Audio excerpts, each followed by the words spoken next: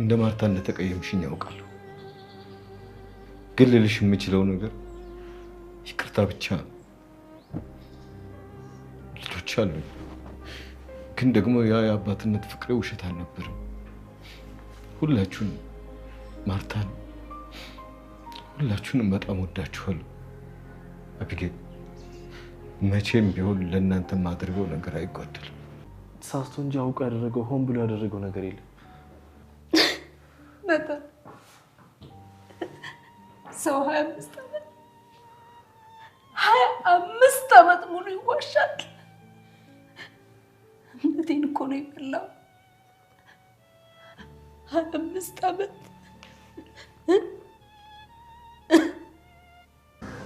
እንዲሁ ምን ማለት ነው የመጣብን? ናታን እንዲሁ ምን ማለት ነው የገባብን? አባዬ የት ነው ሄደው? አይተኸዋል እንዴ? ኧረ አላየሁትም። ቆይ ከዚህ ቀደም እዚህ ቤት የነበረች ሰራተኛ ናት የወለደች? አዎ።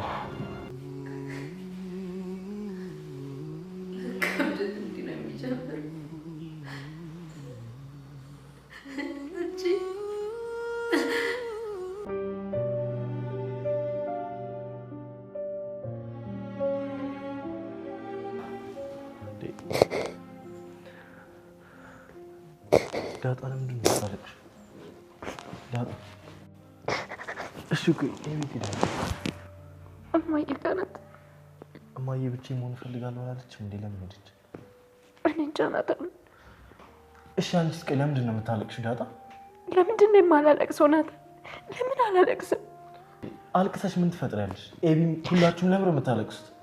ናታን አንተ ራስህ እኮ እየተቆጣ ነው። ቆይ ለምን እንደኛ አንተ ማልቀስ ለምን አይወጣልም? ሰላም እንዴት ናችሁ? የዳጣና የናታን አድናቂዎች በያላችሁበት ሰላማችሁ ብዝት ይበል። እንግዲህ የተፈራው ጊዜ ደርሶ እውነት ተደብቆ አይቀርም። ከብዙ ጊዜ በኋላ ወጥቷል ሚስጥሩ። በጣም ነው የሚያስፈራው አይደለ? ያስፈራል፣ ግን ደግሞ ምንም ማድረግ አይቻልም። እውነት ናት። እውነት ትመነምናለች እንጂ አትበጠስም የሚለውን ነገር በተግባር እያየን ነው። አብዛኞቻችሁ የኔ ህይወት በእንደዚህ አይነት መንገድ ላይ አልፌያለሁ፣ በቃ ብቻ በጣም አዝናለሁ፣ ይሄ ድራማ ስለሆነ ነው እንጂ እኔ እንደዚህ ነው ያለፍኩት የሚሉ ብዙ አስተያየቶች አሉ። እውነት ነው፣ ይኖራል። የተሰበረና የተጎዳ ሰው ነው ይህንን የሚያውቀው። እንግዲህ እግዚአብሔር መልካም ነው። ፈጣሪ የእውነት በቃ የተሰበረው ልባችሁን መጽናናቱን ብርታቱን እንዲሰጣችሁ ተመኘው። እንግዲህ ማርቲ አወቀች፣ መዲን አላምንም ብላ ራሷ አስመርምራ በጣም ታሳዝናለች። የብዙዎቻችሁ ጥያቄ ለምን የዳጣን አላወቀችም በዛው ብታቅ ነው የምትሉት። ብታቅ መልካም ነገር ነበረ። 2-3 ከምትሰባበር ያው የመሰበር መልካም የለውም። ዞሮ ከደማች ከቆሰለች አይቀር አንድ ጊዜ ሆኖላት ቢሆን ይሻል ነበረ። ሌላ ጊዜ ስትሰማ ደግሞ የዳጣን በቃ ሌላ ትኩሳት፣ ሌላ ስብራት፣ ሌላ ህመም አጅብ ነው።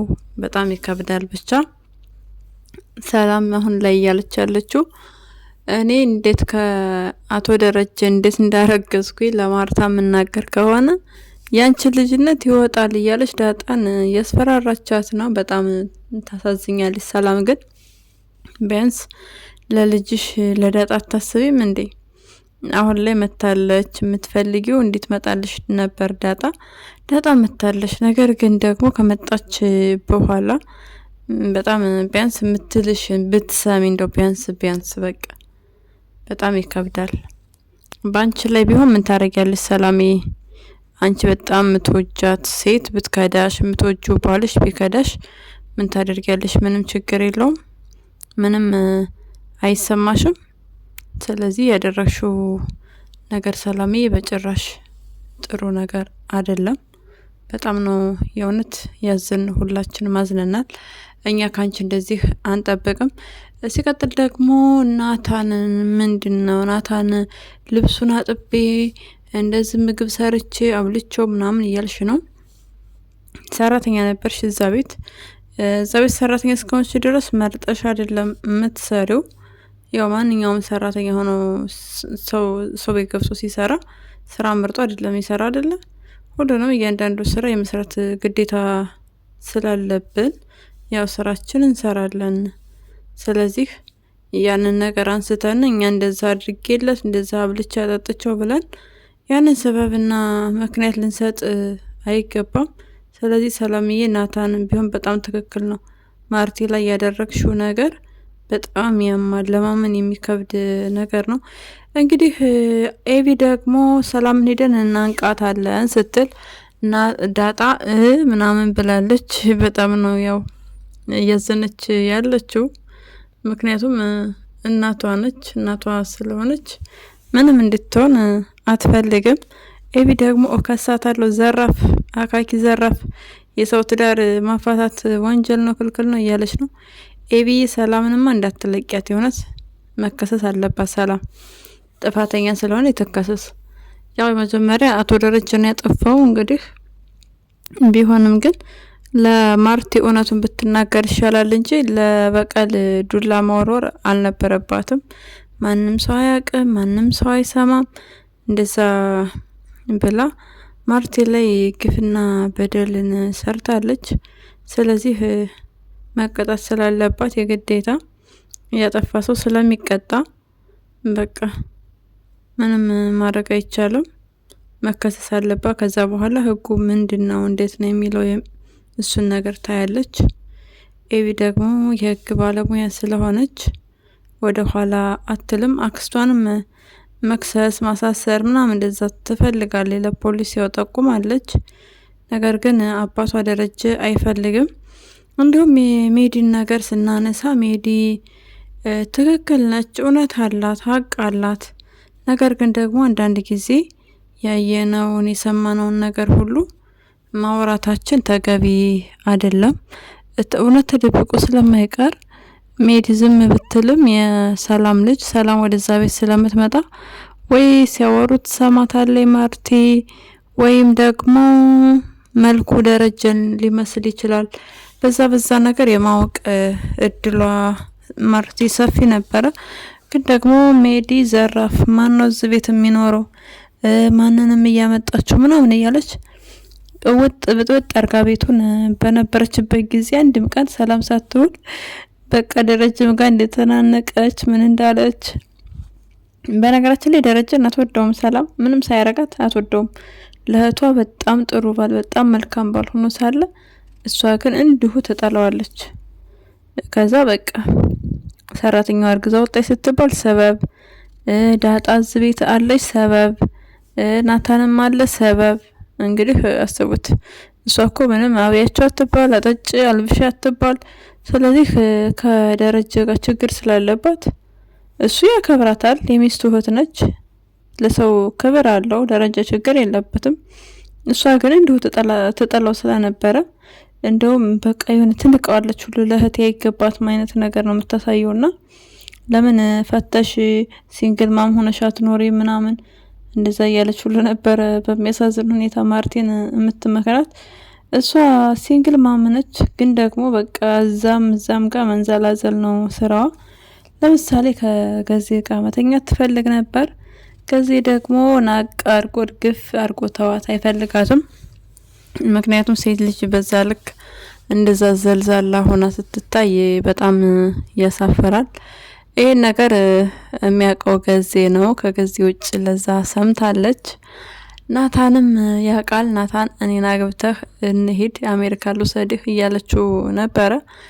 ኤቢ እንደምታፈቅረው እያወቀች ግን ደግሞ በቃ ሽቢላት ናታን አግብታ ተወስዶ ነበረ።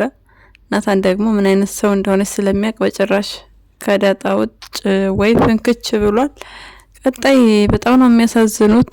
ምናልባት ዳጣ ልትጠፋ ትችላለች፣ ወደ መጣውበት ጎዳና መለሳለሁ ምናምን ስለምትል ያው በባለፈውም አባቷ ነው ረግምሻለሁ፣ ያዝንብሻለሁ፣ የአባትሽ ቤት ነው፣ ከአባትሽ ቤት ማንም አያስወጣሽም፣ አርፈሽ ቁጭ በይ ብሎ ተቆጥቷት እንጂ ከመሄድ ወደ ኋላ አትልም። ነገር ግን ዳጣዬ አሁን ላይ ትልቅ ሰው ነሽ፣ ጎዳና የምትወጭበት እድሜ አይደለም። ስለዚህ ከቻልሽ የራስሽ ስራ ጀምረሽ ስራ እየሰራሽ እየተማርሽ ትልቅ ደረጃ ላይ መድረስ ትችያለሽ። በዛ ላይ ደግሞ ናታንን የመሰለ ፍቅረኛ አለሽ። እንግዲህ ስታለቅሽ ያባበለሽ ነበረ፣ ያለቀሰች እሱ እያባበላት ነው። ለምንድነው የምታለቅሽው?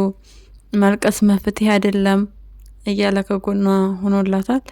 ቃዴስ አልሰማም። የማርቴና የደረጀን መጣላት የጠባቸውን ምክንያት በተለይ በጭራሽ ማወቅ የሌለበት ሰው ቢኖር ቃዴስ ነው። አስባችሁታል? የኤቪ አባትና እናት ተጣልተው ተፋቱ፣ አባቷ ከእንደዚህ አይነት ሴት ወለደ ምናምን ቢባል በጣም እንደዚህ አይነት ነገር ቢሰማ በጣም ከባድ ነው። ምንድነው አሪያ እሱ የሚማረው አሪያ ምንድነው? እዛ ቤት ውስጥ ሰላም ፍቅር ነበሩ ለብዙ አመታት፣ በጣም የተከበረ ትዳር ነው። ስለዚህ አሁን ላይ በቃ እንደዛ ቢሰማ እሱም ተንኮለኛ ስለሆነ ለተንኮል ለሚሰራው ተንኮል እንደውም ብርታት ነው የሚሰጠው። ምሳሌ የሚያደርገው አባቷን ነው። አባትሽስ አጥፍቶ የለ እንዴ? አባትሽስ ተሳስቶ የለ እንዴ? እንደዛ አድርጎ የለ እንዴ እያለ ሌላ ቁስል ነው የሚለቅባት በኤቪ ላይም። ነገር ግን መጋባት ደረጃ አይደርሱም። ኤቪና አርጁን በእርግጠኛነት ይጋባሉ፣ ምንም ጥርጥር የለውም። አርጁን እየተቀየረ ያለ ሰው ነው። ኤቪን ስለሚወዳት ጸጉርን አስተካክል ስላለችው ጸጉሩን አስተካክለዋል። ክሪሽናንን ምናምን የሚላትን ነገርንም እሷንም ትቷል። የህንድን ባህል ትተህ የራስህን የኢትዮጵያን ባህል ልመድ ተማር ስላለችው ትቷል። በጣም እየተቀየረ ነው ያለው። ከዚህም በላይ እንድትቀየር እንፈልጋለን። አርጁን መማርም ካለብህ ተምረህ እንግዲህ ኤቪን በፍቅር ጠብር ግፍ አርጋሃት የራስህ አርገህ እኛ ያው ጨፍረን ነው የምንድርህ። ደግሞም የራስህ ትሆናለች። መቼም ቢሆን ተስፋ እንዳትቆርጥ። እሷ ታማ ሐኪም ቤት ናት ሲባል ከጠዋት እስከ ማታ ድረስ ይጠብቃት ነበር በርበሩን እያየና በጣም የሚያሳዝን በጣም በቃ ትክክለኛ አፍቃሪ የለም። በጣም ትክክለኛ አፍቃሪ ነው። እንግዲህ ሴቶችዬ እንደ አርጁን ያለ አፍቃሪ ይስጠን ፈጣሪ። አርጁን በጣም ታማኝ ነው። የእውነት በጣም ታማኝ ሰው ነው አርጁን። ኤቪ እግሯ እስኪነቃ ድረስ ብትሄድ እንደ አርጁን ያለ አፍቃሪ በጭራሽ ነው የማታገኘው።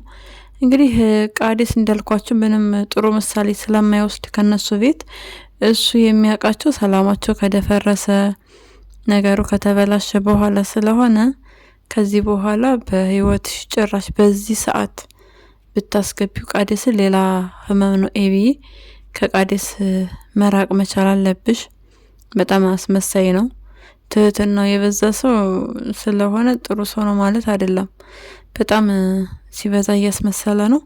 ስለዚህ ካስመሳይ ሰው ራስሽን የመጠበቅ ድርሻ ፋንታው ያንቺ ነው። ራስሽን እንድትጠብቂኛ በድጋሚ ያው ጥሪያችንን ነው የምናስተላልፈው።